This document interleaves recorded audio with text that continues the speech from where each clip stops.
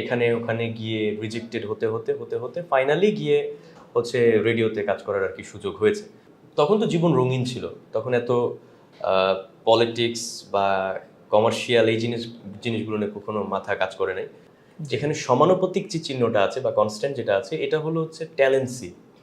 যদি নাও থাকে প্রবলেম নাই, আচ্ছা আচ্ছা। কিন্তু যদি পরিশ্রম করা হয় তাহলে সে সফল হবেই।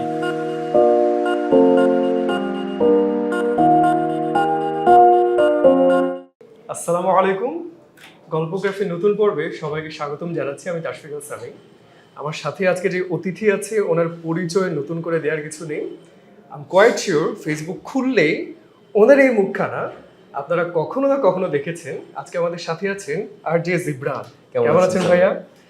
একটা প্রশ্ন করবো শুরুতে, এই যে জিবরান নামটা, ছোটবেলায় আপনি হতে চেয়েছিলেন ক্রিকেটার, তারপরে একটা পর্যায়ে আপনার ছবি আঁকা আঁকিতে আগ্রহ ছিল, আবার বাবা মা চেয়েছিলেন আপনাকে ইঞ্জিনিয়ার বানাতে, কিন্তু সময়ের পরিক্রমায় নামের আগে যুক্ত হলো RJ। তো এই জার্নিটা কেমন ছিল, কিভাবে এই প্যাশনটা আসলো আপনার? আচ্ছা, শোটা শুরু করার আগে আমি এটা বলি আপনাকে যে এত দারুণ হোমওয়ার্ক করতে আমি কাউকে দেখিনি আজ পর্যন্ত। যে আমার বিষয়ে আগে থেকে কেউ একজন হোমওয়ার্ক করে এসেছে এবং এসে তার পরের অংশটুকুটা আমাকে জিজ্ঞেস করছে, সেটা তো বেসিক দিয়ে শুরু করে, যার ফলে এটা খুবই দারুণ একটা হোমওয়ার্ক হয়েছে, এটা অবশ্যই বলতে হয়। আর আসলে RJ নামের আগে RJ আসার কারণটা ছিল যে যে সময় ঢাকাতে আসি আর সে সময়টাতে আসলে কিছু করতে চাচ্ছিলাম একটা সাইড কাজ হিসেবে। তখন মনে হয় যে এই জায়গাটা সস্তা, আমার কাছে মনে হয়েছিল যে সম্ভবত এই জায়গাটাতে ঢোকা খুব ইজি হবে। দ্যাটস ওয়াই আমি এটার জন্য চেষ্টা করেছিলাম এবং সময় গেছে, 3 বছর মতো সময় গেছে জীবনের। এখানে ওখানে গিয়ে রিজেক্টেড হতে হতে হতে হতে ফাইনালি গিয়ে হচ্ছে রেডিওতে কাজ করার আর কি সুযোগ হয়েছে। আমার কাছে শুধুমাত্র মনে হয়েছিল যে এটা একটা দরজা, খুব মানে ইজি টু ওপেন। কারণ হচ্ছে ওই সময়টাতে, যে সময় আমি রেডিওতে কাজ করি আজ থেকে 3 বছর আগে, বছর 3 মতো হবে, আর সেই সময়টা থেকেই কিন্তু রেডিও ডাউনফলে চলছিল, রেডিও আর কেউ শোনে না, আমিও শুনি না আর কি। তো এই জায়গাটাতে ঢোকাটা ইজি, কারণ মানুষের কাছে জনপ্রিয়তা হারাচ্ছে বা মানুষের কাছে এখন আর ওই পরিমাণ ক্রেজ যেটা ছিল সেটা নাই। তো মনে হলো যে কাজটাতে খুব ইজিলি ঢুকতে পারবো, তবু 3 বছর মতো সময় লেগেছে আর কি। এটার জন্যই নামের আগে RJ। এই যে বাংলা রেডিও দিয়ে কি শুরু করেছিলেন? জি, বাংলা রেডিও দিয়ে শুরু করিনি, শুরু আসলে করেছিলাম একটা অনলাইন রেডিওতে, যেটা আমাকে চাকরি দিয়েছিল আসলে। আচ্ছা। তবুও সেই অনলাইন রেডিও হচ্ছে আমাকে রিজেক্ট করে দিয়েছিল। পরবর্তীতে আমার স্কুলের ছোট ভাই ছিল, যে হচ্ছে ওই অনলাইন রেডিওর মালিকের সাথে তার হচ্ছে পরিচয় ছিল, তখন সে আমার সুপারিশ করেছিল এবং ফাইনালি তখন আমাকে নিয়েছিল আর কি। মানে আমি অ্যাকচুয়ালি রিজেক্টেডই ছিলাম, আমি নেক্সট থেকে রিজেক্টেড, ধ্বনি, স্পাইস, তারপরে হলো যে অনলাইন রেডিও, পরবর্তীতে যদিও কাজ করার সুযোগ পেয়েছি, এরকম বহু রেডিও থেকে, বোধহয় 4-5টা মতো রেডিও থেকে আমি অ্যাকচুয়ালি রিজেক্টেড ছিলাম। ফাইনালি বাংলা রেডিওতে আসলে কাজ করার সুযোগ পেয়েছিলাম। শুধুমাত্র সিইও হচ্ছেন আমার নিয়েছিলেন, অডিশন নিয়েছিলেন, অডিশন তো না, অ্যাকচুয়ালি ভাইবা নিয়েছিলেন। তো উনি আমাকে বলেছিলেন 2 মিনিট একটা গল্প বলতে। তো আমি 2 মিনিটে আপনাকে যে গল্পটা বলছি সেই গল্পটাই অ্যাকচুয়ালি তাকে বলেছিলাম, যে আমি আবার রিজেক্টেড হয়ে যাবো, আবার নতুন কোথাও যাবো। কারণ ধরেন 3 বছর যাবত মানুষ ঘুরিয়েই যাচ্ছে, তখন তো গায়ের চামড়া মোটা হয়ে যায়। বাদ অসুবিধা নেই, এই আর কি। আচ্ছা, RJ দিয়ে RJ জিবরান হয়, আবার RJ দিয়ে রাজশাহীও হয়। আপনার বেড়ে ওঠা কিন্তু রাজশাহীতে। তো রাজশাহীর শৈশবকালটা কেমন ছিল? তখন কি ভাবতেন জীবনটাকে নিয়ে? তখন তো জীবন রঙিন ছিল, তখন এত পলিটিক্স বা কমার্শিয়াল এই জিনিসগুলো নিয়ে কখনো মাথা কাজ করে নাই। স্বাভাবিক মধ্যবিত্ত পরিবার থেকে আসা, নিম্ন মধ্যবিত্ত বলতে পারেন বা এমনি মধ্যবিত্ত বলতে পারেন, কিন্তু উচ্চ মধ্যবিত্ত কখনোই ছিলাম না আমরা আর কি। তো সেই পরিবার থেকে আসা, সরকারি স্কুলে পড়েছি, সরকারি কলেজে পড়েছি। যখন স্কুল পাশ করি তখন বেতন ছিল 7 টাকা, শুধু 7 টাকা, আর টিফিন বাবদ দিতাম হচ্ছে 15 টাকা। তো ধরেন সেই জায়গাতে তো আসলে চাপের কিছু নাই, রাজশাহী হচ্ছে ফাঁকা শহর। আমার রাজশাহীর মানুষ নিয়ে অনেক কমপ্লেন আছে, যদিও আমি রাজশাহীর, কিন্তু প্রচুর কমপ্লেন আছে। যে বলতে পারেন যে আমার কাছে মনে হয় যে বরিশাল নোয়াখালীর সাথে কাজ করা ইজি, আমার কাছে মনে হয়, বা একটা সিলেটের মানুষের সাথে কাজ করা ইজি, কিন্তু রাজশাহীর মানুষের সাথে আমি নিজেই কাজ করি না আর কি, সুযোগ থাকলেও করি না। তো রাজশাহীতে খেলাধুলা করে বড় হওয়া, বন্ধুদের সাথে ঘুরে বেড়ানো, সাঁতার কাটা, একটু বাঙ্ক দেওয়া ক্লাস, এই জিনিসগুলো স্মৃতি খালি আসলে মনে আছে। এছাড়া এমন না যে আমি রাজশাহীকে অনেক মনে প্রাণে ফিল করি, এটা করি না আসলে সাইম ভাই, যেটা সত্যি কথা। রাজশাহীর অডিয়েন্স শুনলেও এরকম মনে করবে যে এরকম মানে হিপোক্রিট কেন, কিন্তু আসলে কখনো আমার মনে হয়নি, কারণ আমি ধরেন বিজনেস মাইন্ডেড ছিল, তখন রাজশাহীতে বিজনেস আসলে হয় না, এই জন্য রাজশাহীকে আমি আলাদাভাবে ফিল করবো, জিনিসটা কখনো হয় না। আচ্ছা, এই যে রাজশাহী থেকে ঢাকায় আসলেন, আর মানুষ কিন্তু সাধারণত হয়তো পড়াশোনা করে হয়তো কোনো একটা ফিল্ডে ঢুকবে ভাবে, কেউ বিদেশেও চিন্তা করে। তো আপনার ভিতরে মানে কিভাবে চিন্তাটা আসলো যে আমি এন্টারটেইনমেন্ট ইন্ডাস্ট্রিতে যেতে চাই, বিশেষ করে আরজে? আমার শুধুমাত্র মনে হয়েছিল যে এন্টারটেনমেন্ট ইন্ডাস্ট্রিতে আসলে পয়সা আছে, আচ্ছা আর এখান থেকে আমি অন্যদিকে হাত পা ছড়াইতে পারবো। যদিও আমার ভিতরে ওই সাইকোলজিটা ছিল না। একজন হচ্ছেন প্রধানমন্ত্রী উপদেষ্টা, নাম বলবো না। তো স্যার আমাকে দুটো জিনিস বলেছিলেন এবং এই দুটো জিনিস সব সময় আমার মাথাতে কাজ করে, যদিও ওটা পরবর্তীতে এসেছে। একটা হলো যে পরিশ্রম সমানুপাতিক হলো সফলতা। যেখানে সমানুপাতিক যে চিহ্নটা আছে বা কনস্ট্যান্ট যেটা আছে, এটা হলো হচ্ছে ট্যালেন্সি। যদি নাও থাকে প্রবলেম নাই, আচ্ছা আচ্ছা কিন্তু যদি পরিশ্রম করা হয় তাহলে সে সফল হবেই। এটা কিন্তু আবার এটা মাথায় রাখতে হবে, একটা মানুষ যদি পরিশ্রম না করে, যেহেতু সেটা সমানুপাতিক চিহ্ন, সেটা কিন্তু আবার উল্টা দিকে নিয়ে যাবে তাকে, হ্যাঁ। বিফলতার দিকে। সে যত কম পরিশ্রম করবে সে তত বেশি বিফল হবে। তো এই জিনিসটা আমার মাথায় আছে, আগে থেকেই ছিল। আর যে কারণে স্যারের কথা বলা, সেখানে হলো তিনি আমাকে আরও একটা কথা বলেছেন যে আহ, একটা গাছে 10টা পাখি আছে, আমার একটা গাছে 10টা পাখি আছে। এটা জরুরি না যে ওই আমার গাছে 10টা পাখি আছে, এটা জরুরি যে আমার হাতে কয়টা পাখি আছে। আমার হাতে যদি একটা পাখি থাকে, এই একটা পাখি দিয়ে আমি কি করব। তো ওই সময়ের সাইকোলজিটা ছিল আসলে 10টা পাখির মতো। ওই সময় আর এটা ছিল না যে আমার হাতে একটা পাখি আছে না কয়টা আছে। তো তখন মনে হচ্ছিল যদি এন্টারটেনমেন্ট ইন্ডাস্ট্রিতে আমি ঢুকতে পারি, তাহলে এখান থেকে আমি অন্যান্য দিকে হাত পা ছড়াইতে পারবো। অর্থাৎ আমি ধরেন পয়সা করতে পারবো, সেই পয়সাতে আমি বিজনেস করতে পারবো, এবং at the end of the day আমি এটাই করি আসলে, ওই 10টা পাখির। কিন্তু এখন সময়টা হয়েছে কি, এখন স্টেবিলিটি চলে এসেছে জীবনে, তখন ওই একটা পাখি নিয়ে আমি চিন্তা করি। আর এটা অ্যাকচুয়ালি হচ্ছেন উনি আমার মামার ডিরেক্ট স্যার হন।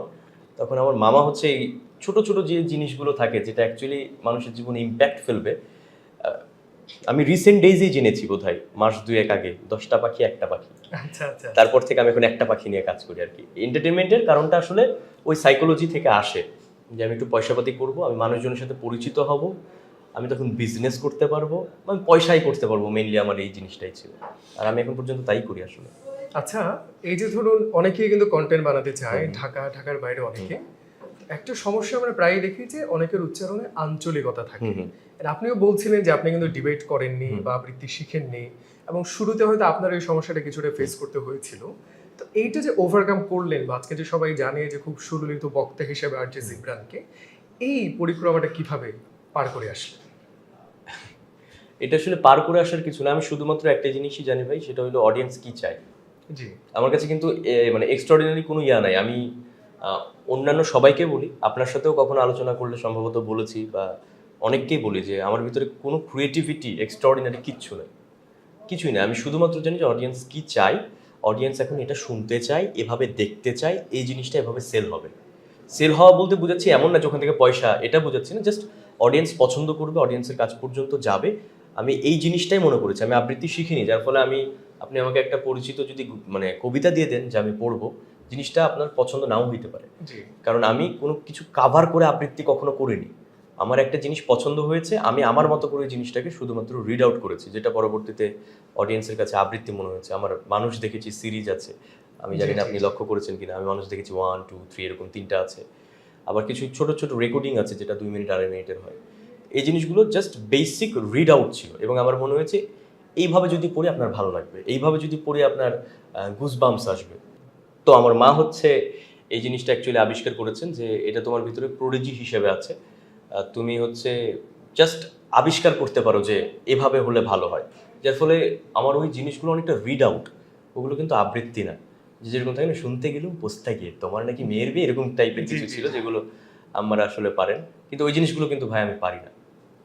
বুঝতে তো পেরেছি। এটার জন্য হচ্ছে আবৃত্তি কখনো শিখিনি, শুধুমাত্র জানি যে অডিয়েন্স আসলে কি চায়। আবার আপনি আমার ভিডিও দেখলে বুঝবেন যে ভিডিওগুলো অনেকটা ইনফোটেইনমেন্ট বা ইনফরমেটিভ হতে পারে, বা প্রেমের গল্প হইতে পারে, যেটাই হোক না কেন, সেখানে কিন্তু অনেক হাইফাই এডিটিং বা ধরুন অনেক কিছু থাকে না, যে ম্যানেজিং বা অ্যারেঞ্জমেন্টস থাকে না, প্রোডাকশন না সেরকম না, খুব এরকম থাকে না। simplistic setting। এটার কারণটাই হচ্ছে যে আমি শুধুমাত্র চাই যে ওই জিনিসের উপর আমার অডিয়েন্স নির্ভরশীল না হোক। মানে আমি যখন ওই জায়গাতে বেশি ইনভেস্ট করা শুরু করে ফেলবো, যে ধরেন আপনি একটা কাজ করছেন, সেখানে প্রচুর এডিটিং, প্রচুর ভিএফএক্স, প্রচুর হ্যানত্যান, এগুলো যখন আসবে, তখন আপনি যে আর্টিস্ট, অডিয়েন্স কিন্তু এই জিনিস আর খাবে না ভাই। অডিয়েন্স মনে করবে তার অ্যারেঞ্জমেন্টস অনেক ভালো, তার এডিটিং অনেক ভালো, তাই ভিডিও চলছে। না, আপনি তো আর্টিস্ট, আপনার আর্টটাকে তো সেল করতে হবে। এটার জন্য ওই জায়গা থেকে আমি কখনোই সরে আসেনি, আর সরে আসতে আসলে চাইও না। আমাকে অনেকেই বলে যে আমার এই জায়গাটা আমি চাইলেই ভালো করতে পারি, কারণ ধরেন একটা ভিডিও এডিট করতে কয় টাকা লাগে, কাউকে দিয়ে যদি করানো হয়, একটা ফ্রিল্যান্সার এডিটরকে দিয়ে করাইতে কয় টাকা লাগে।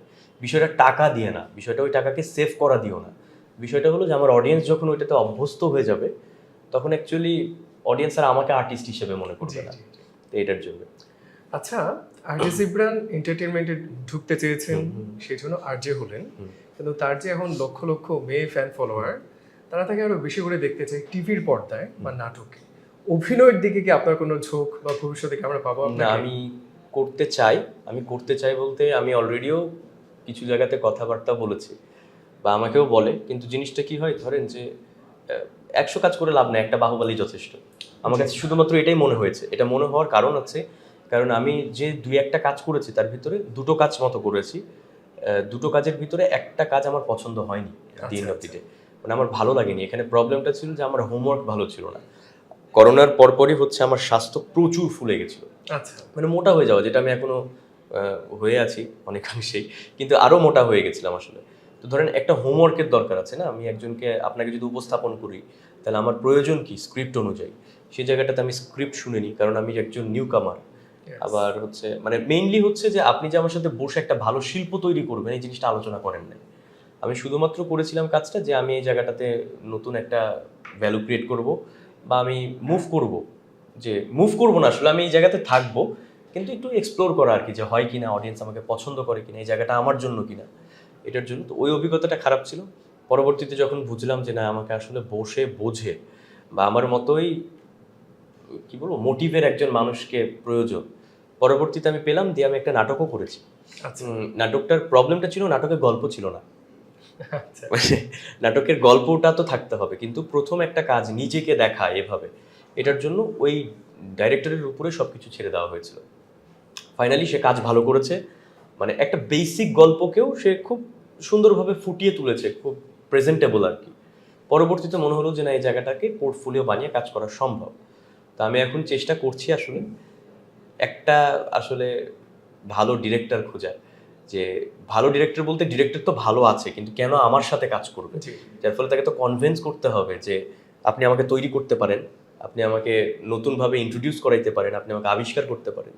তো আমি আসলে চেষ্টা চালিয়ে যাচ্ছি, এবং আমি নিজেও একটু সময় নিচ্ছি আর কি, যে একটু যদি ওইরকম ভালো কাজ পাওয়া যায় তাহলে অবশ্যই করবো। আচ্ছা, ধরুন করোনার সময় দেখতে পেলাম যেহেতু সবাই ঘরে বসে ছিল, সবার শিল্প প্রতিভার যে উন্মেষ, তখনই কিন্তু অনেকগুলো ফেসবুক গ্রুপ তৈরি হয়, অনেক কন্টেন্ট বানান।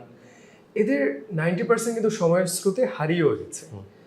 আপনার মতো কিছু কন্টেন্ট ক্রিয়েটর শুধু টিকেই যে আছেন তা না, বরং বহুগুণে এক্সপ্যান্ডও করেছেন।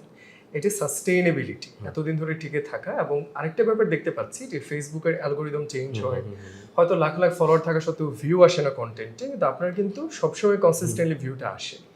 এখন আপনি বললেন যে হ্যাঁ, আমি তো মানুষ পছন্দ করে এমন কন্টেন্ট বানাচ্ছি, অনেকেই কিন্তু বানাচ্ছে। আর আপনার কি মনে হয় যে আপনারটা এখনো পর্যন্ত সবাই পছন্দ করছে, ভালোবাসছে, অনেক এটা হচ্ছে না, কোথায় ডিফারেন্সটা আপনি তৈরি করতে পেরেছেন? ডিফারেন্সটা এটা সময় সাপেক্ষ দিয়ে হতে পারে, যে ধরেন 25 বছর আগে শাহরুখ খান এসেছেন, 25 বছর আগে হচ্ছে 26 বছর আগে হচ্ছে সালমান খান এসেছেন। সময়ের সাথে সাথে আপনি দেখতে দেখতে পরিচিত হয়ে গেছেন, এটা হয়। আর যদিও আমার মা বলেন যে চেনাটা বাবা নসিবের উপরে, মানুষ তোমাকে চিনবে, রাস্তাঘাটে তোমাকে দেখে চিনবে, তোমার সাথে এসে কথা বলবে, এটা নসিবের উপরে, এটা সবার হয় না। তো এখানে নসিব বলতে পারি প্রথমত গেল, এবং দ্বিতীয়ত হলো আসলে মনে হয় যে ভ্যারিয়েশনটা খুব জরুরি ভাই। ভ্যারিয়েশন মানে আমি একটা জনরাতে কাজ করি, এটা জরুরি না। আর্টিস্ট কোনো জনরাতে থাকতে পারে না, তাই না বলেন?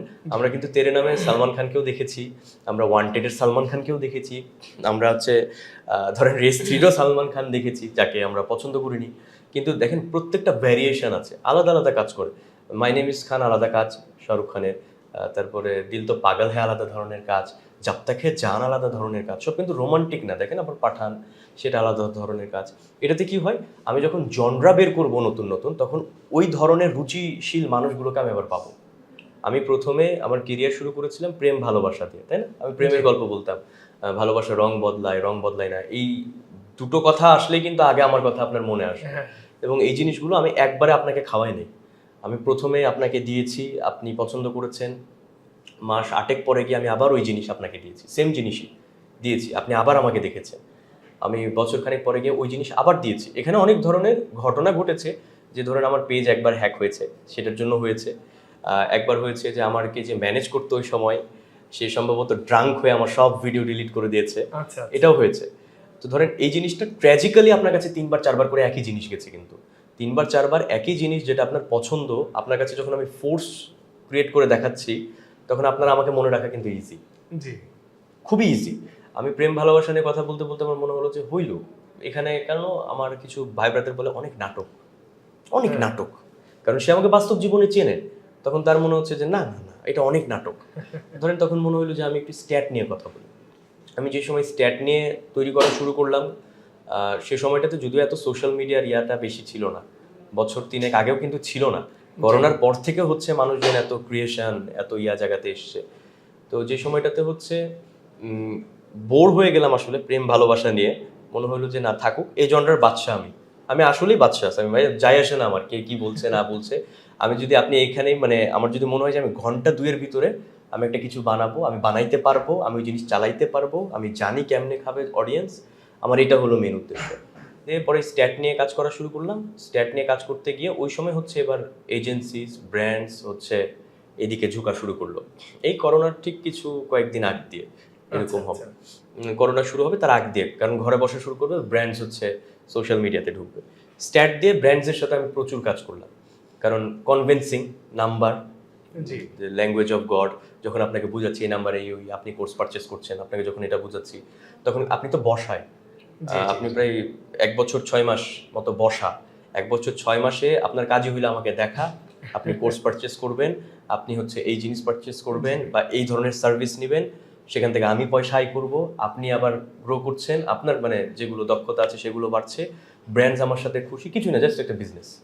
তো ধরেন স্ট্যাট নিয়ে যে সময় মনে হলো যে না, এই স্ট্যাট তো অডিয়েন্স একটা সময় গিয়ে নাম্বার নিবে না, অডিয়েন্সের আর যায় আসে না নাম্বার দিয়ে, সময়ের সাথে সাথে ঢিল হচ্ছে, তখন আমি গেলাম ইনফোটেনমেন্টে, যে আমি এবার ইনফরমেটিভ কিছু একটা বানাই। কারণ হইলো তো আমার তো হলো ভাই, এই জায়গাগুলো মানুষ এখন এসে ধরবে, কিন্তু একটা জায়গাতে ধরেন আমি 5 বছর ধরে এক কাজ করে যাচ্ছি, ধরেন স্ট্যাট নিয়ে আমি 5 বছর ধরে কাজ করে যাচ্ছি, আপনি বোর হয়ে যাবেন না? হ্যাঁ আপনাকে তো কেউ কপি করবে, আপনাকে কেউ ফলো করবে বা অনুসারী হবে, সে আসুক, অসুবিধা কোথায়? সে তো আপনাকে ভালোবেসে আসছে, আপনি তো এমনি বাদশা ওই জায়গা। তো ওইটা যখন হলো ইনফোটেইনমেন্ট নিয়ে আমি কাজ করলাম। এখন আপনি দেখবেন আমি আর্ট অ্যান্ড ক্রাফট নিয়ে কাজ করি, আমি পেন্টিং এরিয়া দিই, বিভিন্ন যে এটা কি ভেবে আর্টিস্ট আঁকিয়েছিল, হ্যাঁ দেখেন আমি আবার বোর হয়ে গেছি ইনফোটেইনমেন্টে। তো ওইটাই মানে সব রকমের এসেছে। দেখেন আপনি যদি প্রেম ভালোবাসা, আপনি কবিতা লিখেন, আপনার যদি পছন্দ হয়, আপনার আমাকে ভালো লাগবে, ঠিক আছে। ক্যামেরার পেছনে যিনি আছেন তার দেখা যাচ্ছে যে না, আমার অ্যাকচুয়ালি এসব ভালো লাগে না, আমার আর্ট অ্যান্ড ক্রাফট ভালো লাগে, আমি তাকে পাচ্ছি, আমি স্ট্যাটকে পাচ্ছি। তো এটাই হচ্ছে যে জনরা যদি আবিষ্কার মানে একটা জনরাতে যদি মনে করে যে আমি একটা জনরাতেই থাকবো, তাহলে অ্যাকচুয়ালি অডিয়েন্স একটা সময় গিয়ে ভাই আর গ্রো করবে না, অডিয়েন্স হারিয়ে ফেলবে। এটাই। আচ্ছা, এই যে আমরা আরজে জিবরানের এতগুলো টপিকে ভিডিও দেখতে পাচ্ছি, এটা পিছনে রিসার্চ করতে হয়, এটা পিছনে কন্টেন্ট এক্সপ্লোর করতে হয়, অ্যান্ড পর্দায় যদি আমরা শুধু জিবরান ভাইয়ের মুখটা দেখতে পাচ্ছি, এর পেছনে কিন্তু আরও মানুষের অবদান আছে। তো আপনার টিমে কারা কারা আছেন যদি একটু বলতেন। আমার টিমে হচ্ছে একজন ম্যানেজার আছে, আচ্ছা যে হচ্ছে আমাকে ম্যানেজ করে। আগের ম্যানেজারটা নাই, কারণ অবভিয়াসলি ওই যে বললাম ওইরকম ঘটনা। তো এরকম আছে, আমার এডিটও করে একজন, এরকম আছে। তবে মাঝে মধ্যে যদি খুব মনে করেন রাশ থাকে বলতে আমি খুবই ফোনে এডিট করতে পছন্দ করি। আচ্ছা আর আমার মনে হয় যে ফোনে প্রায় বেশিরভাগই করা যায় সম্ভব। কিছু আছে যেগুলো এক্সট্রাঅর্ডিনারি জিনিস তো অবশ্যই পিসি ছাড়া বা ল্যাপটপ ছাড়া হয় না, তো ফোনে করতে পছন্দ করি, তো আমি মাঝে মধ্যে করি। আর এডিটরও আছে, আর হচ্ছে ম্যানেজার, এডিটর, আর এমনি সাথে কেউ না কেউ তো থাকেই আর কি, যারা ভালো টালোবাসে। তো 4-5 জন তো থাকেই আচ্ছা মানে ম্যানেজ করার জন্য। আর বড় কোনো শো হলে ধরেন অনেকজনই থাকে আর কি আচ্ছা। ম্যানেজ অ্যারেঞ্জ করার জন্য। তো আমরা যদি এই যে 3 বছর আগের জিবরান আর বর্তমানে জিবরান, তাদের জীবনটা মিলালে দেখতে পাই যে অনেক পরিবর্তন। এই যে ফেব্রুয়ারি মাসটা গেল, যদি একটু বলেন যে আমি খালি ফেসবুক ঢুকলেই দেখতে পাই আপনি এখানে শো করছেন, ওইখানে রবিতে গিয়ে একটা শো করছেন, একটু যদি বলতেন যে ফেব্রুয়ারিতে কয়টা শো করলেন। এটা তো লিস্ট করি না, আমি লিস্টও করি নাই, আমি জানিও না কয়টা শো করেছি। আচ্ছা আমার ম্যানেজারের অ্যাকচুয়ালি কাজটাই হলো যে সে শুধুমাত্র এটা হিসাব রাখে আমি কার কার কাছে টাকা পাই, আচ্ছা আচ্ছা আর সে টাকা উঠাবে, এটাই হলো তার কাজ। যার ফলে তাকে লিস্ট জিজ্ঞেস করতে হবে যে কয়টা করেছি। তবে আমি ফেব্রুয়ারিতে যথেষ্ট কাজ করেছি, আমি সর্বোচ্চ বোধহয় ডিসেম্বরে কাজ করেছি, আপনি বিশ্বাস করবেন না। ডিসেম্বরে আমি প্রচুর কাজ করেছি।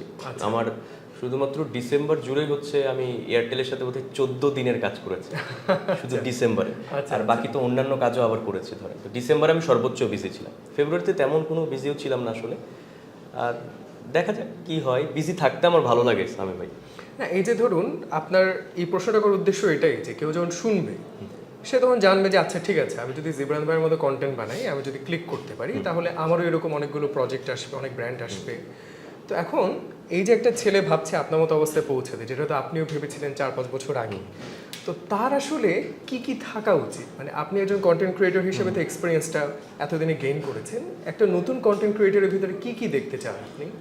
আমি প্রথমত হচ্ছে যদি মানুষ পার্সনকে দিয়ে বোঝাই যে সেই পার্সনের কি থাকা উচিত, এটা যদি বলি কন্টেন্টের কি থাকা উচিত এটার দরকার নেই, কিন্তু সেই পার্সনের প্রথমে হলো যে তার মানে অ্যাম্বিশন থাকা উচিত যে আমি ভালো কামাবো, ভালো খাবো, মানে যেটা অ্যাকচুয়ালি হয়, বা আমি অ্যাকচুয়ালি ডমিনেট করে চলবো, এই থিঙ্কিংটা যদি না থাকে ধরেন, তাহলে সে কিন্তু প্রগ্রেস করতে পারবে না। আমি যে সময় ঢাকা শহরে আসি, আমার থাকার জায়গা নাই, আমার খাওয়ার জায়গা নাই, অর্থাৎ এই শহর আমাকে এতটাই বিরক্ত করেছে, আপনি বিশ্বাস করবেন না। যে সময়টাতে আমি রেডিওতে কাজ করি খুবই অল্প পয়সা পাই, হ্যাঁ, কারণ আমি পপুলার না, তো অবভিয়াসলি আমার মতো প্রচুর আর্য আছে ঘুরে বেড়ায় রাস্তাঘাটে, আপনি চিনেনও না, শুনেন ঠিকই কিন্তু চিনেন না, আবার শোনেনও না, এমনও হইতে পারে। আগে আর্য শুনলে চোখ বড় হয়ে যেত, আমার খুব ইচ্ছা ছিল, এটা কিন্তু হইতো ভাই। কিন্তু সময়ের সাথে সাথে এখনকার জেনারেশন ধরেন আমার ভাইয়েরা, খালাতো ভাইয়েরা বা চাচাতো বোনেরা, তাদের ভিতরে কিন্তু আর ওই ধরনের কোনো ফ্যাসিনেশন নাই, ও ওটা কি, তাদের ভিতরে জিনিসটা এরকম। তো প্রথমে হচ্ছে যে অ্যাম্বিশনটা থাকতে হবে।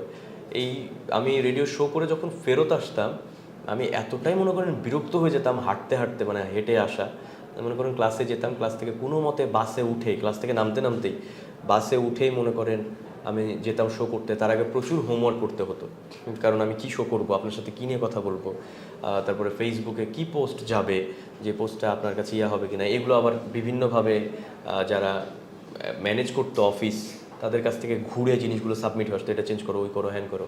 ক্লাসের ভিতরে আমি ওটা করছি, বাসের ভিতরে ধরেন ওইটা করছি, দিয়ে 5 ঘন্টার শো করি।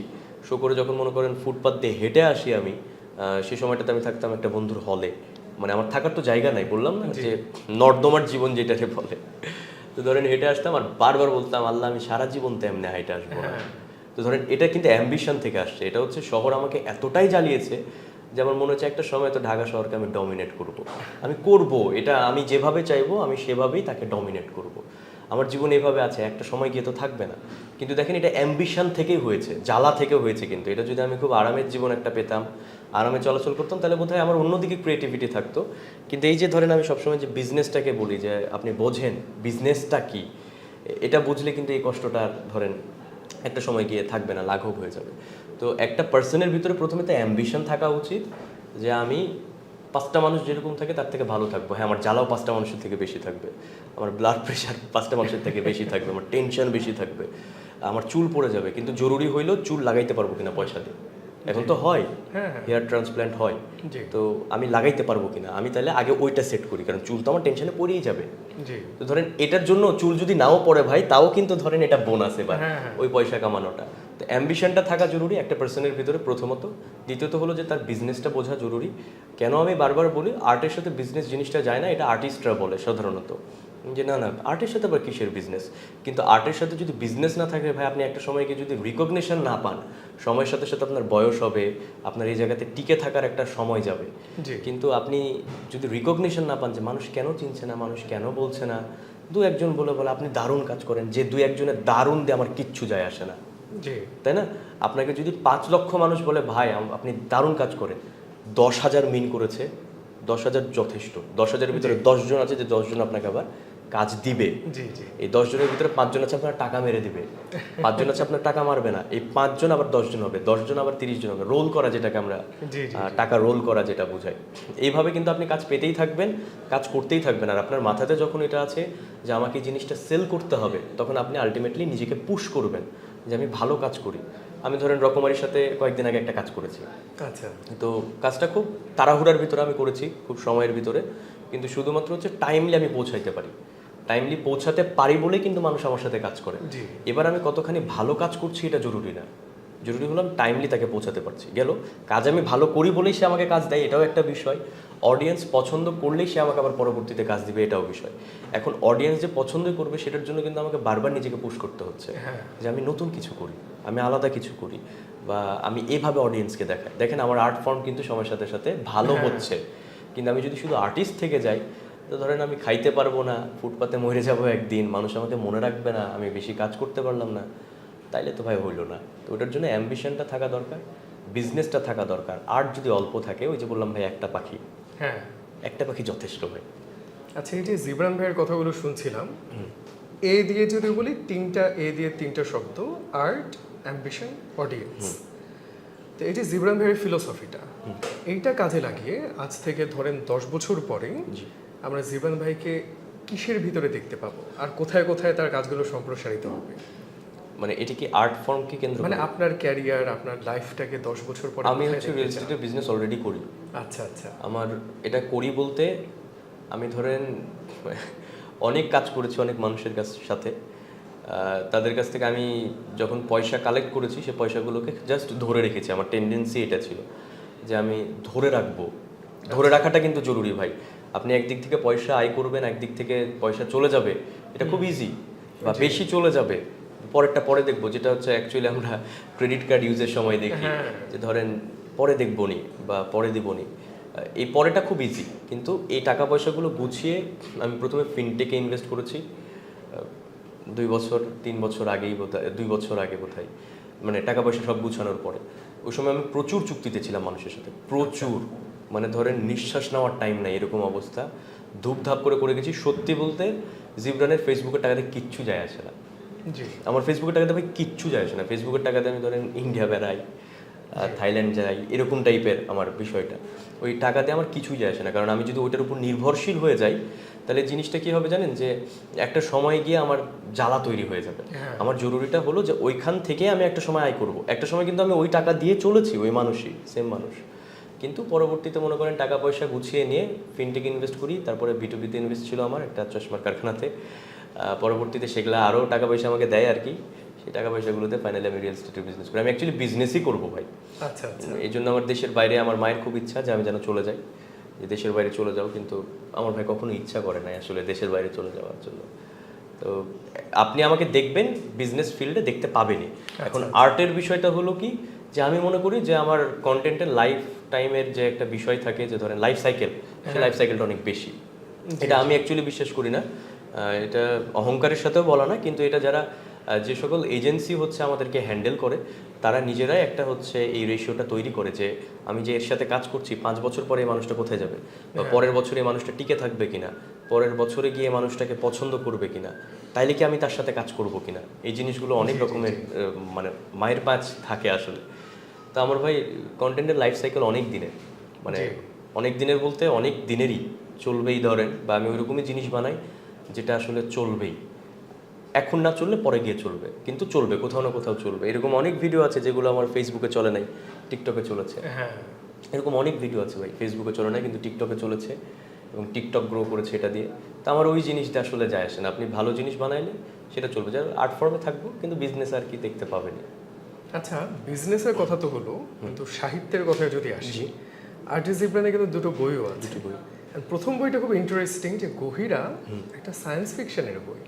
এই মানে সায়েন্স ফিকশনের এই আগ্রহটা কোত্থেকে আসলো, বা কিভাবে বইটা লিখলেন? অ্যাকচুয়ালি ওই গহিরার যে গল্পটা, এটা হলো গহিরা অ্যাকচুয়ালি ইয়া থেকে নেওয়া, মনে করেন সিনেমা সিরিজ এরকম থাকে, আমি একদম ডিরেক্টলি বলবো না ক্যামেরাতে, মানুষজন তো খুব চালাক, বের করে ফেলবে মনে করে। তো কিন্তু সেখানে দেখে আমি খুব ইনফ্লুয়েন্সড হয়েছিলাম, এবং আমার ওই জায়গাটা দেখার পরে, সিনেমা হোক বা সিরিজ হোক, দেখার পরে আমার মনে হচ্ছিল এই জায়গাগুলোতে গ্যাপ আছে, জাস্ট গ্যাপ আছে। যে সময় আমার কাছে অপরচুনিটিটা আসে একটা কিছু লেখার, আমার শুধুমাত্র মনে হয়েছে যে ঠিক আছে, কিন্তু আমি যে সিনেমাটা দেখছি বা আমি যে সিরিজটা দেখছি, এই সিনেমা বা সিরিজটা অনেক মানুষের কাছে পৌঁছানোর কথা না, সেটা অন্য ভাষাভাষী। যার ফলে আমি যদি এই গ্যাপটা পূরণ করে আমার দেশকে রেখে লিখতে পারি, তাহলে অডিয়েন্সের বোধহয় ভালো লাগবে, কিছু আমি দিতে পারবো। তো আমি ফাইনালি তখন ওটা লিখি, আনফরচুনেটলি সিনেমাটা হিট হয়ে যায় পরবর্তীতে, আচ্ছা আচ্ছা আচ্ছা। বুঝতে পেরেছেন? মানুষ দেখে নেয়। তখন কি হয়, সুবিধা আছে, দেখেন সুবিধা অসুবিধা আছে। কিছু জায়গাতে আপনি যদি চান যে আমি সমালোচনা তৈরি করব, তাহলে এটা কিন্তু আপনি কিন্তু আসলে হ্যাডাম, হ্যাঁ যে আমি সমালোচনা তৈরি করব এই জায়গাটাতে। আর কিছু জায়গাতে আপনি যদি মনে করেন যে না, আমি এবার 6 মাস নিট অ্যান্ড ক্লিন থাকবো, আমি কোনো সমালোচনা তৈরি করব না, আমি জাস্ট আর্ট বানাবো, কারণ আমার ওই সমালোচনা ভুলতে হবে মানুষকে। যেরকম একটা সমালোচনার কথা বলি আমি আপনাকে, 2 দিন আগে আমার একটা ভিডিও রিলিজ গেছে, বিজ্ঞান ও যুক্তিতে জল পরিপ্রমাণ সম্ভব কিনা। আর এটা অ্যাকচুয়ালি আমি একটা ফ্রাঞ্চাইজ তৈরি করছি, যুক্তি ও বিজ্ঞান। দেখেন আমি কিন্তু আবার বোর হয়ে যাচ্ছি আবার আর্ট দিয়ে। তো যুক্তি আর বিজ্ঞান। তা আমার মাকে যখন আমি বলি যে মা আমি এটা তৈরি করব, মা বলে কেন এটা করবা? আমি বললাম যে আমার মনে হলো জল পরিণে সবার ফ্যাসিনেশন থাকতে পারে, আমি যদি করি। ওরা বলে বিষয় ওটা না, বিষয় হলো যে তুমি যুক্তি ও বিজ্ঞান দিয়ে 7 আসমান প্রমাণ সম্ভব কিনা এটা করেছো, একদমই কন্ট্রাস্ট বাবু এটা। আমি বললাম যে হ্যাঁ, আমি একটু সমালোচনায় যাচ্ছি তাই আর কি। আচ্ছা মানে দেখেন, আপনার মাথায় কিন্তু যুক্তি বিজ্ঞান মানেই কিন্তু আছে যে আমি বোধহয় ধর্মকে প্রমাণ করব, কিন্তু হঠাৎ করে যখন আমি থিওরি অফ এভলিউশনে চলে যাব, আমি যখন বলবো যে বানর থেকে মানুষের সৃষ্টি, এই ওই হ্যান ত্যান, তখন আমার ওই অডিয়েন্স কিন্তু আবার বিরক্ত হবে এটাতে, যে তুমি এটা কেমনে বলো, আমরা আদম সন্তান। যে সবই ঠিক আছে, কিন্তু আমি কিন্তু এখানে বলছি না যে আমি অ্যাকচুয়ালি আমি শুধুমাত্র থিওরি বলছি বাবা, আমি তো অস্বীকার করছি না কোনো কিছু, জাস্ট থিওরি বলছি। তো এই জিনিসটা কি হলো, এই জিনিসটাতে আমি ইচ্ছা করে সমালোচনাটাকে তৈরি করলাম। আমি চাই কিছু যে হেড কমেন্ট আসুক, এটা ধরেন আমি চাই। কেউ গালিগালাজ করেছে আমাকে এই জায়গাটাতে, কেউ যারা বোঝে তারাও বলেছে যে না জিনিসটা ঠিক আছে, কারণ ভাই আমি তো একটা জাস্ট সূত্রকে আপনার সামনে এলাবোরেট করছি, আমি তো নিজে কিছু আপনাকে করছি না, তাই না? বা আমি কোনো নাস্তিকতাও ছড়াচ্ছি না, কিছুই করছি না, জাস্ট একটা থিওরি বোঝাচ্ছি। তো ওই সময় বইটা যখন নর্মালি মানুষের পছন্দ হওয়া শুরু হয়েছে, যখন মানে ওই সিনেমা বা সিরিজ হিট হয়ে গেছে, তখন জিনিসটা আবার সমালোচনা তৈরি করেছে, হ্যাঁ যে হাই এটা তো চুরি করা হয়েছে, এটা তো হ্যান করা হয়েছে, এটা তো ত্যান করা হয়েছে। আসলে ভাই চুরি করা না, এটা অ্যাকচুয়ালি থাকে না ইন্সপিরেশন, কাউকে তো একটা ইন্সপিরেশন নিতে হয় কোথাও থেকে। আমার কাছে ওই জায়গাটা খুবই ইনফ্লুয়েন্সিয়াল লেগেছিল যে এই জিনিসটা এরকম ভাবে তৈরি করা সম্ভব, কিন্তু যেহেতু সেটা তৈরি মানে ধরেন একটা সিরিজ বা সিনেমাতে একটা টাইম লাইন থাকে, টাইম লাইনের ভিতরে তৈরি করতে হবে, তখন অনেক রকমের গ্যাপ তৈরি হতে পারে। কিন্তু একটা জিনিস দেখার পরে সেটাকে যদি রিভাইজ করতে যাই, সেই গ্যাপগুলো কিন্তু ফিল আপ করা সম্ভব। তখন সেই গ্যাপগুলোকে আমি ফিল আপ করেছিলাম, নাথিং এলস। তো ফাইনালি তো গহিরা এটার উপরে অ্যাকচুয়ালি বানানো। পরের বইটা যখন আমি করেছি, লিখেছি, তখন আমার মনে হলো যে না, আমি এই জনরাতে আর কাজ করব না। যে কারণ এটা তো ভাই কারো কাছ থেকে হচ্ছে আমাকে ইন্সপায়ার্ড হতে হচ্ছে, আমি একটু আত্মোন্নয়নমূলক কিছু লিখি। তখন আমি 101 জীবনের শিক্ষা এই বইটা লিখেছিলাম। আর সেটা আর কি বোধহয় ভালোই করেছে, আমি জানি না আসলে এই জিনিসগুলো যে বই কেমন গেছে আমার, বা কি গেছে না গেছে। আচ্ছা, এই যে আপনি বলছিলেন যে একটা কন্টেন্ট বানানোর সময় মায়ের সাথে শেয়ার করা, মায়ের মতামত নেওয়া, আপনার জীবনে কোন 3জন মানুষ সবচেয়ে গুরুত্বপূর্ণ বা আপনার এই জার্নি কন্টেন্ট ক্রিয়েটর হিসেবে এর পেছনে অবদান রেখেছেন? যদি মানে পার্টিকুলার মানুষ বলি, তাহলে পার্টিকুলার মানুষ দেন না, প্রথমে দেন পরিবার। আমি খুবই পরিবার ফ্রিক। আমি মনে করেন আপনি যদি আমাকে বলেন যে আপনাকেই সে যদি কেউ বলে যে আমি তো জিবরান ভাইকে দেখলাম ধরেন ইন্ডিয়াতে কি বলে ধরেন লুই ভিতো থেকে কিছু নিচ্ছে, হ্যাঁ আপনি বিশ্বাস করবেন না, কারণ ভাই পোশাকের পিছনে এই পরিমাণ টাকা খরচ করবে না। আপনি অন্য কাউকে দেখেছেন, এটা সম্ভব না। কিন্তু ধরেন আমি নিজের পিছনে পয়সা খরচ করি না, আমার কাছে খুবই ইরিলেভেন্ট মনে হয় পোশাক আশাকে পয়সা খরচ করা বা মেনটেন করতে যেটুকুটা প্রয়োজন সেটুকুটা দিয়ে আসলে হয়। এই শার্ট পরে আপনার সাথে ইন্টারভিউ দিচ্ছি, এই শার্ট পরে আমি কোক স্টুডিও হোস্ট করেছি। আচ্ছা এই শার্টটা আজ থেকে 5 বছর আগে কিনা, শার্টটা জাস্ট নষ্ট হয়নি আর কি, পরে যাচ্ছি। তো ফ্যামিলিকে দিতে পারেন 1 নম্বরে, কারণ আমি ফ্যামিলি ফ্রিক, আমি পরিবারের জন্য সব কিছু করতে পারি। এখানে এমন না যে পরিবার বলতে মাকে বোঝাচ্ছি, বাবাকে বোঝাচ্ছি, এরকম না। আমার খালারা, আমার নানিরা, আমার চাচারা, মানে যতজন সারাউন্ডিংস আছে, আমি একবারও চিন্তা করি না এই জায়গাতে যে ধরেন আমি যাব সিলেটে কোক স্টুডিও হোস্ট করতে, আমার 2 ভাই বললাম যাবো। এখানে কিন্তু প্রশ্ন নাই আর কিছু, যে ধরেন যে কেন যাবি, কি দরকার, এসব না। যাবো মানে যাবো, এটা কিছু যায় আসে না। ধরেন যদি চায়ও, আমার মানে ধরেন খালাতো ভাইয়েরই কথা বলছি, যে সাপোজ যদি চাই যে ভাই এটা নিব, তো নিবে। আমার কিন্তু দেখেন কোনো শখ নাই অ্যাকচুয়ালি যে আমি পোশাক পরবো, এই করবো। আমার এমনও না ভাই যে খুব ভালো রেস্টুরেন্টে বসে খাওয়ার স্বভাব আছে। আমার কাছে ওটাও মনে হয় যে ওয়েস্ট অফ মানি, যে খাবার খাবো, এত দামি রেস্টুরেন্টে বসে খাওয়ার কি আছে, ধরেন এরকম মনে হয়। তো 1 নম্বরে পরিবার রাখেন, কারণ তারা সবসময় সাপোর্ট দিয়েছে। এখানে শুধুমাত্র মায়ের কথা বলাটা বোকামি হবে বা মানে কারো পার্টিকুলারলি। তারপরে সঙ্গী বলতে পারেন 2 নম্বরে। আমার মানে বিয়ে শাদী তো হয় নাই, কিন্তু সম্পর্ক আছে দীর্ঘ সময়ের। তো 2 নম্বরে সঙ্গী, 3 নম্বরে বন্ধু। একটা বন্ধু আছে যে হচ্ছে এই যে ঢাকা শহরে আসার পরে যে আশ্রয় দিয়েছিল, যার কাছে আমি বছর 3 সাড়ে 3 মতো ছিলাম।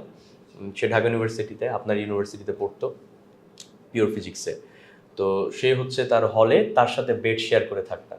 সে পলিটিক্যাল ছিল, যার ফলে নিজে সিঙ্গেল একটা বেড পেয়েছিল। আর তার সাথে হচ্ছে আমি 3.5 বছর তার জীবনের সে আমাকে রেখেছিল তার কাছে। এবং তার মাধ্যমে হচ্ছে আমি জীবনের প্রথম উবার কারে উঠি। কারণ হচ্ছে ওই সময় নাকি ভাই ইয়া দেয়, এই গল্পগুলো মজার, ছাড় দেয়। তো ধরেন উবারে করে যে যাবো, সে পরিমাণ পয়সা তো আমার নাই। তখন বললো যে ছাড় আছে, তুই না হয় একবার যেয়ে দেখ। ইন্টারভিউ দিতে যাবো স্পাইসের, মনে আছে। উবারে করে গেছি, ইন্টারভিউ দিয়েছি, রিজেক্ট হয়ে আবার বাসে করে চলে আসছি। চিন্তা করেন যে কি একটা অবস্থা। তো এই 3 জনকে বলতে এইভাবে রাখতে পারেন আর কি। ফ্যামিলি থাকুক 1 নম্বরে, 2 নম্বরে সঙ্গী, 3 নম্বরে হইলো আবিদ। আচ্ছা জিবরান ভাই, আমরা আপনার কন্টেন্ট দেখতে পাচ্ছি বহুমাত্রিক। কখনো সেটা প্রেম ভালোবাসা নিয়ে, কখনো সেটা তথ্যবহুল, কখনো সেটা ইন্সপিরেশনাল। তো সেটা তো আমরা কন্টেন্টে আপনাকে দেখতে পাই। ব্যক্তিগত জীবনে এই যে দর্শক আপনাকে দেখছে, তাদের উদ্দেশ্যে এই ইন্টারভিউ শেষ পর্যায়ে এসে যদি কিছু বলতেন, হতে পারে পরামর্শ, বড় ভাই হিসেবে একটু যদি কিছু বলতেন। কন্টেন্ট ক্রিয়েশন হলো হচ্ছে এখনকার সময় নেক্সট জেনারেশন বিজনেস। আমি ভাইয়ের সাথে সাহিত্য নিয়ে আলাপ করতে এসেও আসলে বিজনেসেরই কথা বলে গেছি। আমি এটার জন্য বলে গিয়েছি কারণ আপনি যখন রিকগনিশনটা পাবেন, তখন হচ্ছে আপনার ভিতরে শিল্পের একটা আন্তরিকতার ছোঁয়া আসবে। আপনার মনে হবে না যে আমি অডিয়েন্সকে ভালো কিছু দিই, আরও কিছু দিই, কারণ আমার এটা সেল হচ্ছে। কিন্তু এই নেক্সট জেনারেশন বিজনেসে এসে যদি আমি মনে করি যে আর্ট ফর্ম তৈরি করব, আর্ট ক্রিয়েট করব, তাহলে এটা আসলে বোকামি হবে। কারণ আমার দেশে আর্টের আসলে কোনো ভ্যালু নাই ভাই। এটা এটা বিশ্বাস করা বা স্বীকার করা উচিত। এখানে অনেক আর্টিস্ট আছে, যদি এই ইন্টারভিউ দেখে দেখে বলবে এই বোকা ছেলে, এই ছোট ছেলে কি বলে। কিন্তু বোকা ছেলে, ছোট ছেলে কি বলে, এটা আমার মতো পজিশনের বা আমার থেকে বড় পজিশনের মানুষ আমাকে দেখে বলবে না। সে আসলে আমাকে দেখে খুশি হবে যে না, ছেলেটার ভিতরে স্পার্ক আছে, ছেলেটা কিছু করতে চায়। কিন্তু যে অ্যাকচুয়ালি খাইতে পায় না, সে আমাকে দেখে বলবে বোকা ছেলে কি বলে। যার ফলে এই কন্টেন্ট ক্রিয়েশন হলো নেক্সট জেনারেশন বিজনেস। যার ফলে যদি বিজনেস করার ইচ্ছা থাকে, তাহলে এই কন্টেন্ট ক্রিয়েশনে আসতে হবে। আমাদের দেশে এমনি এন্টারটেনমেন্টের সুযোগ খুবই কম, প্রচুর কম। যার ফলে কন্টেন্ট ক্রিয়েশনটা অ্যাকচুয়ালি এন্টারটেনমেন্টের একটা জায়গা হতে পারে, নিজের একটা প্ল্যাটফর্ম হতে পারে। আর আমি অ্যাকচুয়ালি ভাই এনকারেজ করি যে পোলাপাইন আসুক, কাজ করুক, কিন্তু এমন কিছু বানাক যেটা হচ্ছে অ্যাকচুয়ালি কোনো ভ্যালু রাখে না সোসাইটিতে, বা আপনার কাছে জাস্ট ফানি মনে করে চলে যাচ্ছে। মানুষ ধরেন, আপনি ধরেন অনেকে আছে এখন মিম চলছে, হ্যাঁ, তাই না ভাই? মিম চলছে। এই মিম চলা মানুষটাকে আপনি যখন সামনে দেখেন, আমি তাকে কিন্তু নিচু করে কথা বলছি না, এটা আর্ট ফর্ম, কোনো প্রবলেম নাই। কিন্তু যখন সামনাসামনি দেখেন, আপনার ভিতরে বতকের প্যাক এই আওয়াজটা কিন্তু আসে। আমার সাথে হয়েছে এটা, যে আমি এই মানুষটাকে যে দেখছি, এই মানুষটাকে হঠাৎ করে দেখে আমার মনে হয় যে কোনো একটা প্যাক এরকম করে একটা আওয়াজ আসবে, বা তারা যেগুলো ইউজ করে, বা সে বোধহয় অ্যাকচুয়ালি ফানি। অনেক ক্ষেত্রে সে অ্যাকচুয়ালি ফানিই হয়, অনেক ক্ষেত্রে সে অ্যাকচুয়ালি ফানি হয় না। কিন্তু যদি সে ফানি না হয় আর সে যদি মিম বানায়, তাহলে তো ভাই ধরা হয়ে গেল জিনিসটা। কারণ একটা সময় গিয়ে অডিয়েন্সের কাছে তো তার আসল রূপটা বের হয়ে আসবে, যখন সে লাইভ কোনো শো করবে, সে যখন অডিয়েন্সের সাথে অনেক হাজার হাজার অডিয়েন্সের সামনে সে যখন পারফর্ম করবে। তো ওই জায়গাটাতেও মনে হয় যে ওইরকম কিছু করা উচিত না যেটা আমি না, এমন কিছু করা উচিত যেটা আমি অ্যাকচুয়ালি অনুভব করি, ফিল করি। তাহলে আমাকে অ্যাকচুয়ালি অডিয়েন্সের সামনে ইয়াটা করতে হবে না, অভিনয়টা করতে হবে না। এই পরামর্শ। আমরা শুনছিলাম আর্টিস্ট জিবরান ভাইয়ের সাথে ওনার ব্যক্তিগত জীবন, প্রফেশনাল জীবন এবং ফিউচার প্ল্যান সব কিছু নিয়ে ওনার অভিজ্ঞতা। মানে আসলে যখন আমরা কন্টেন্ট দেখি, তখন শুধু একটা দিক দেখি। তো পার্সোনাল লাইফে ওনার পারসেপশনটা কীরকম, ফিউচার প্ল্যান, সেটা কিন্তু আমরা দেখতে পাই না। তো আমাদের উদ্দেশ্য এটাই ছিল যে এই জিবরান ওনার কন্টেন্টের পিছনে ওনার ফিলোসফিটা কী, ওনার প্ল্যানিংটা কী। এবং আশা করি যারা কন্টেন্ট ক্রিয়েশন করতে চান, যারা এই লাইনে আসতে চান, তিনি এনকারেজও করেন। তারা যদি এখান থেকে কিছু শিখতে পারে, আমি জানি আমি অনেক কিছু শিখেছি, সেটাই হবে আমাদের এই শোয়ের জন্য পরম পাওয়া। আবারও দেখা হবে গল্পগ্রাফির নতুন কোনো পর্বে, নতুন কোনো অতিথির সাথে। সেই পর্যন্ত সবাই ভালো থাকবেন। আসসালামু আলাইকুম।